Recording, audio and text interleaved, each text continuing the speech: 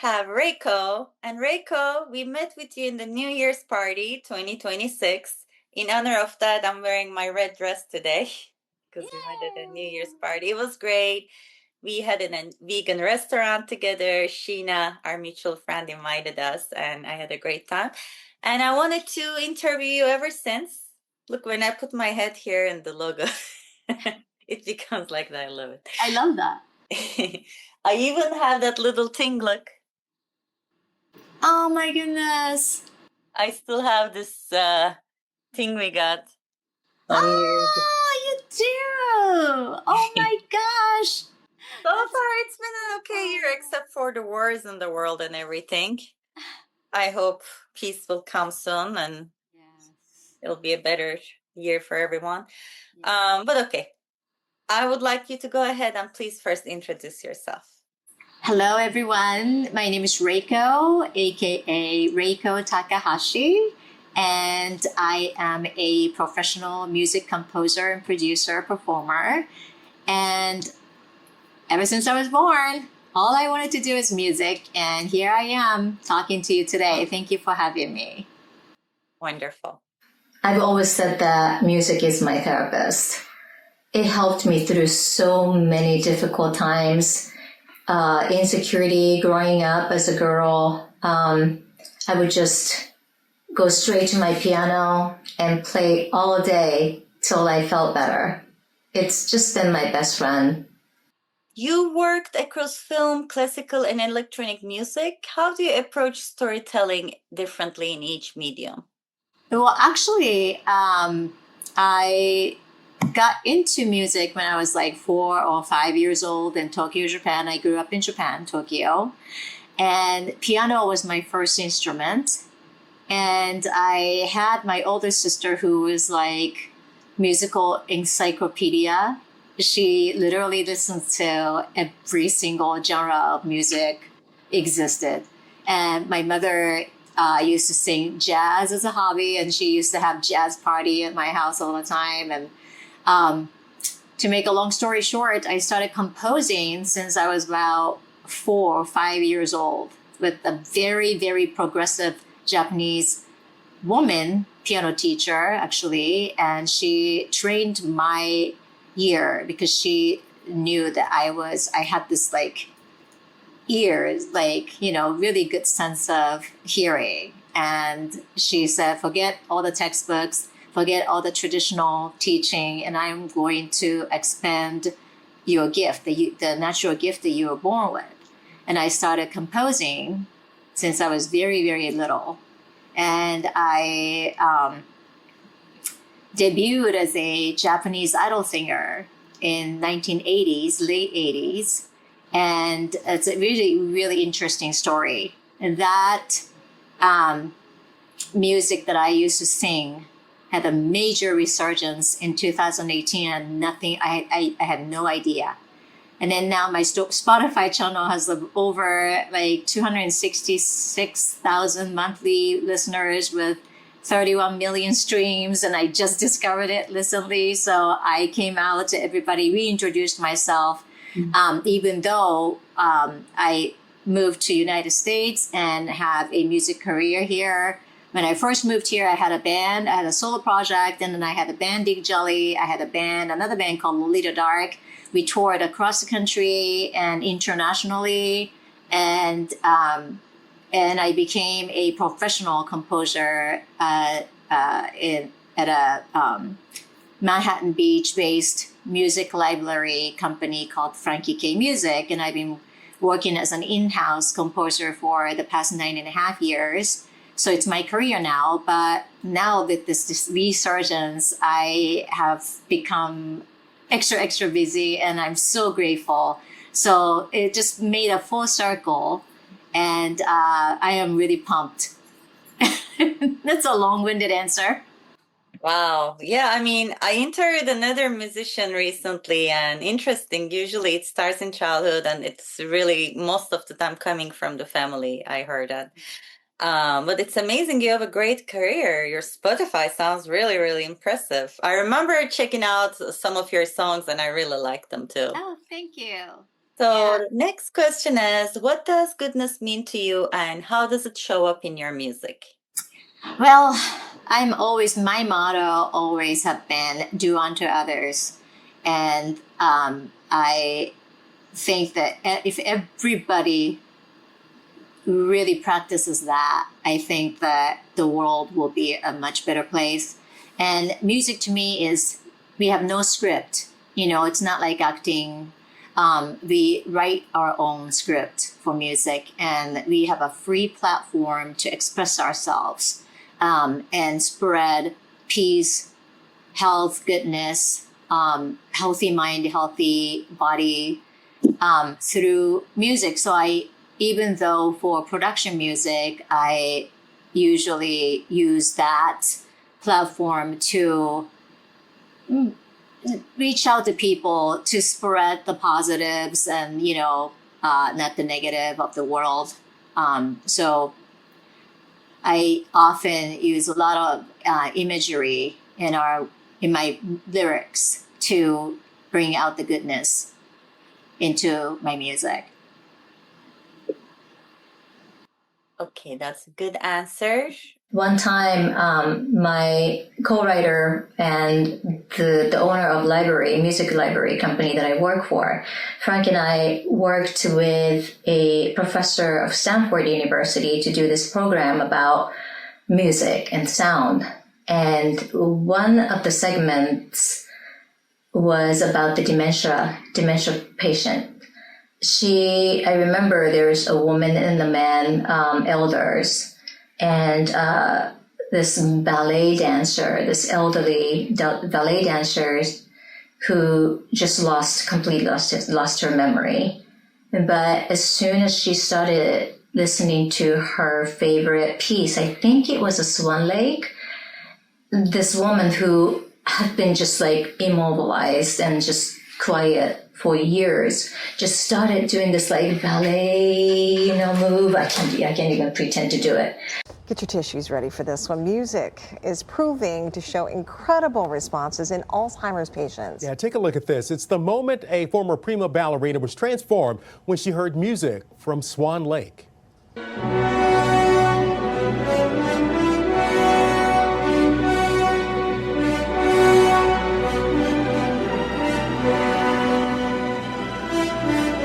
That's Marta Gonzalez. She was a prima ballerina in New York for the New York Ballet back in the 1960s. Now, this powerful moment was shared by a Spanish charity which uses meaningful music from the lives of dementia patients to improve their mood and memory.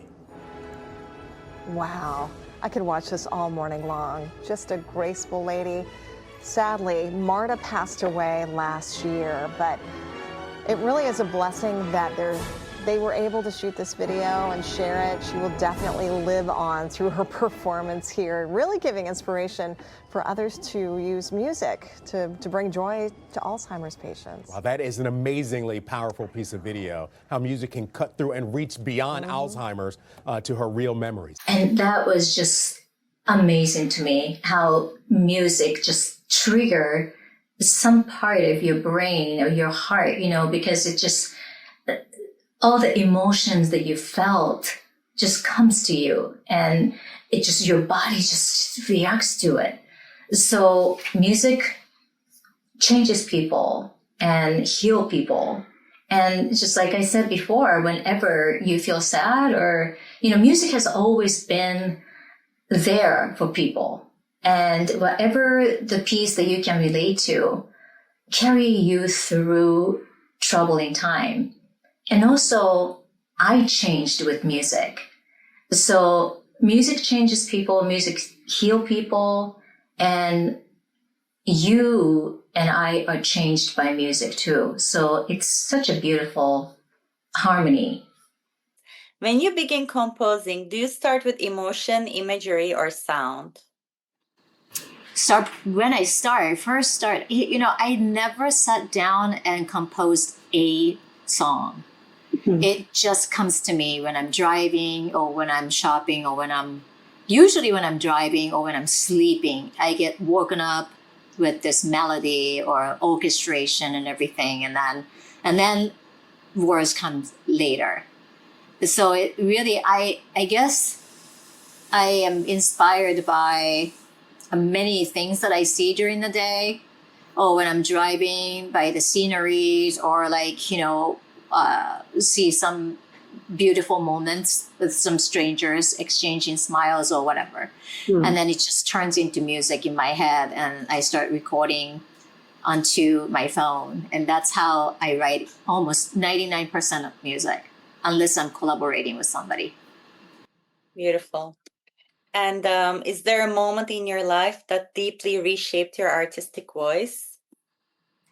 Oh, many times. I wrote this piece called Who's the One when I was losing my father.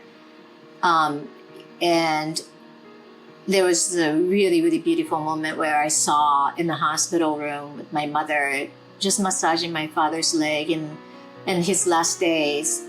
And at that time, he didn't remember our names, who we are, and it was really hard. But then that moment, the light was perfectly coming in through the hospital windows, and it almost looked like a heaven. And then I saw, emotional.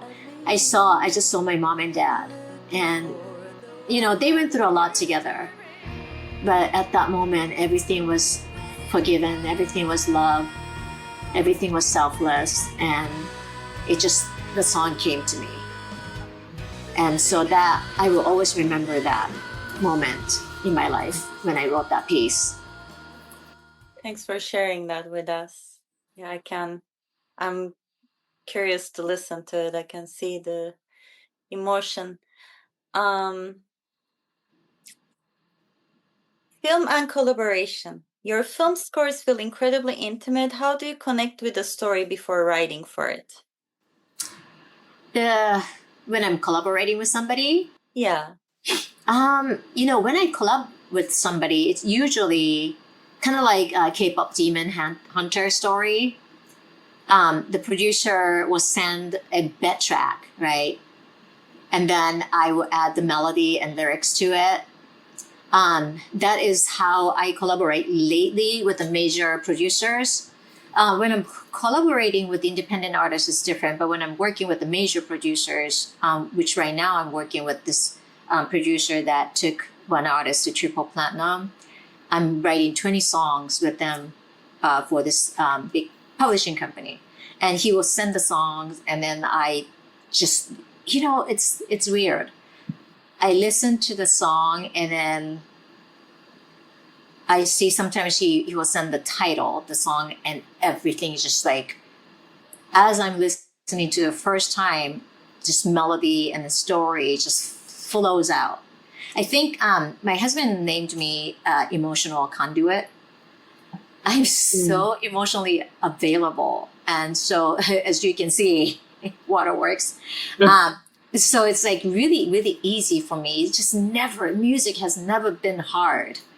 Not that I haven't struggled. I'm talking about the music. The creating music has never been a struggle.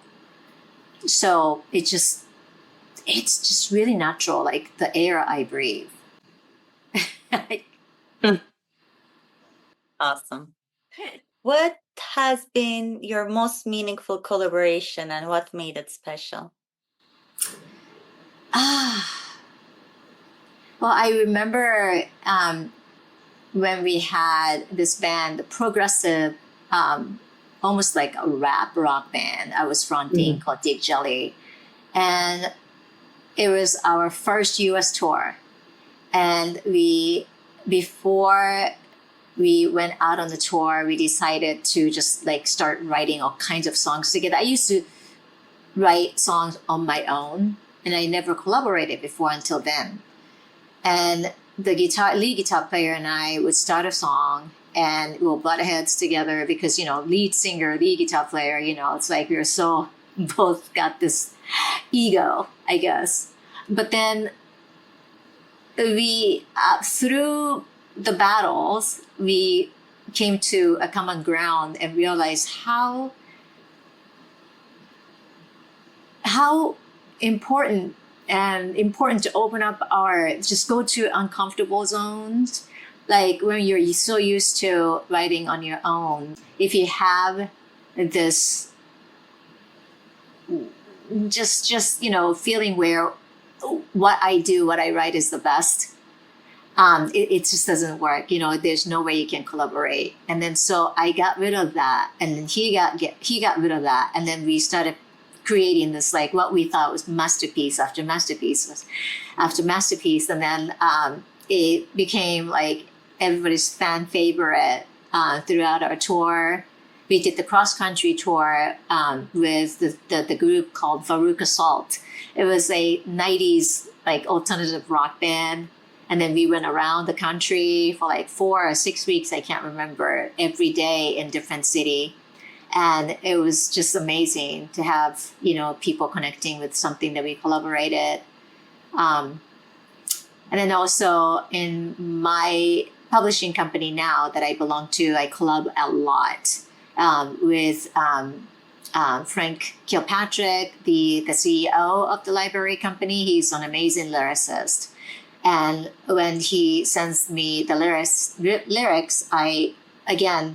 the music just like first read, the music just melody flows out. So that is another wonderful collaboration. And it's not a memories because it keeps going. We get briefs after briefs after briefs from publishing companies, and we write like almost every day, sometimes 3 songs a day, different genre. So always collabing. That's great. It's a very collaborative medium, really. I mean, all arts are, but some are a little more than others, and music and film is definitely collaborative. Was Sheena one of those bands? I mean, I saw, we did an interview with her a while ago, and I remember seeing her in a band. Did you guys work together too? You did, right?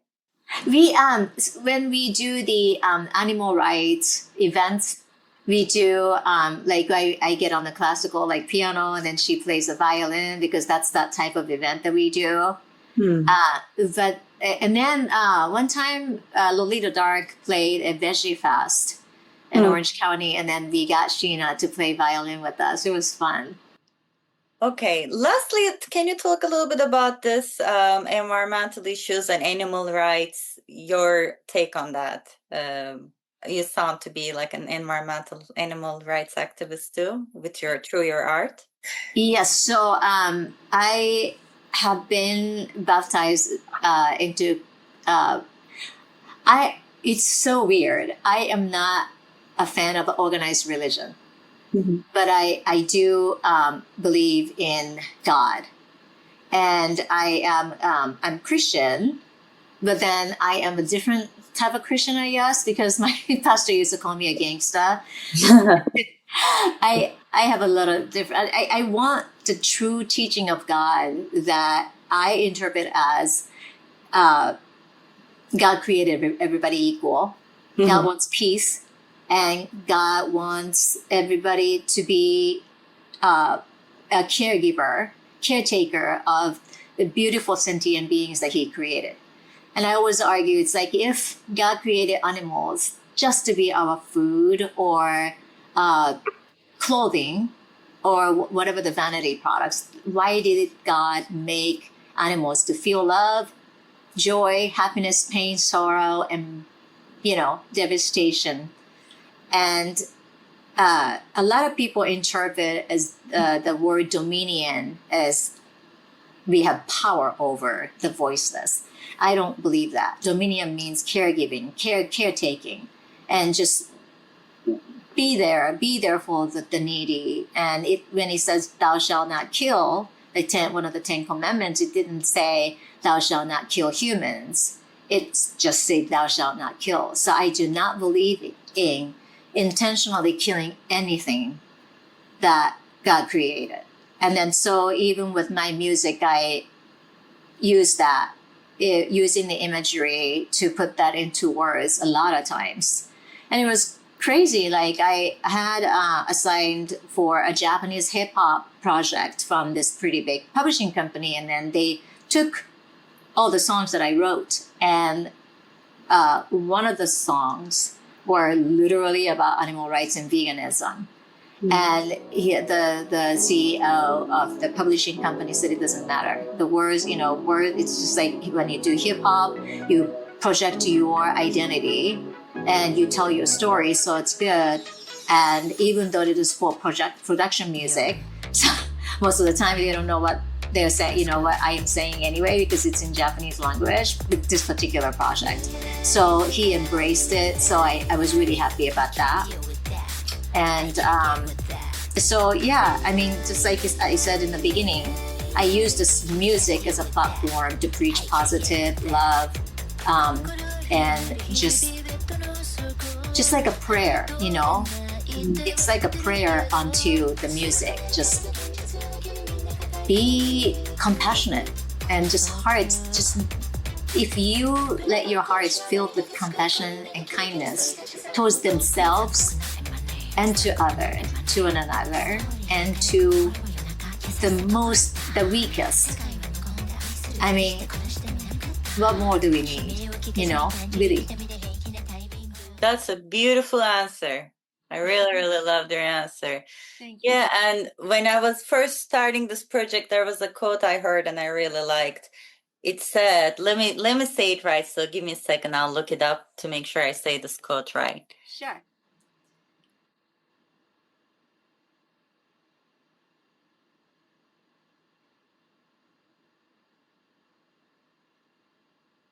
Yeah, this is it. Man is the most insane species. He worships an invisible God and destroys a visible nature, unaware that this nature he's destroying is this God he's worshiping. So it's really aligns with what you just said. Yes. Like, I mean, you can't believe in any religion, any faith, but I agree with you. God has given us everything and this power so that we can actually protect the environment and other humans and animals. And there's different ways of prayer. Yes, you can go to a church or wherever, whichever temple you go to and pray, but you can also pray at your home, in your heart, or through your music, through doing your art. That can be your way of praying or spreading love and light. I do agree with that. I like that. Thank you. And it's more open to everyone. Music can be more universal and uniting for everyone. Emerging artists, okay. Embrace your weird. You know what that is? Whatever the quirks and uniqueness that you have, instead of being shying away from it, just use that as your niche. Like, I have never been able to get away from being an Asian singer, Asian front band, Asian this, Asian that, girl this, girl that. And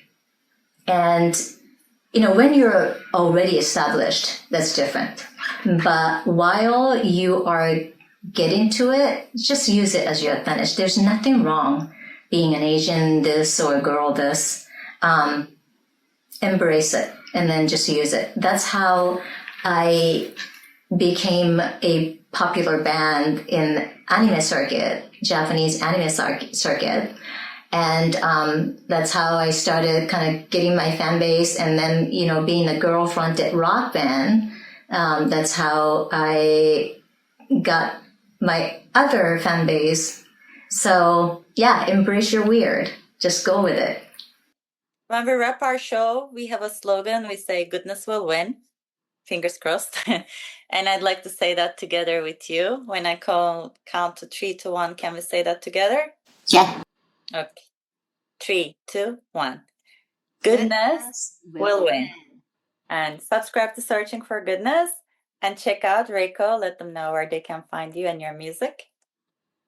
Oh, you can find my music on Reiko.com, FrankieKmusic.com, also Reiko_official. That's my Instagram. I post a lot of content on there.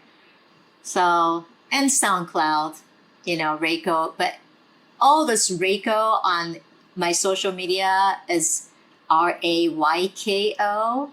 My Spotify channel is actually Reiko Takahashi, which spells REIKO. And my last name is TAKAHASHI. It's long. And what's the best way to contact you if anyone's interested to collaborate with you? For the public? Yeah. Oh, Could it be fans? It could be other musicians, Instagram. artists. Instagram is the best? Okay. Perfect. Okay, Reiko, that's all I have today. Thank you so much. It's a pleasure to have you. It's so good to see you. So good to see you too. I want to leave behind anthems for other people's emotional journey. Because that's what happens to me when I create music that, it's constantly playing in the background. It becomes the theme song of your day. And, recently I had a resurgence of my city pop music that I sang decades ago in Japan when I was teen idol in Japan. And that song has just been rediscovered. And I have been getting a lot of support from all over the globe. And people are saying how that music carried them through their breakups, loved ones passing, all kinds of beautiful, beautiful comments. And so if I was able to do that when I was a teenager, and all this music I have been creating since then, I want my catalog of musics to be just playing in the background of them, their lives. And it's just such a amazing feeling to be an artist, to have that privilege. So yeah, if my music can become their anthems of their emotional journey, I think I'll be very grateful.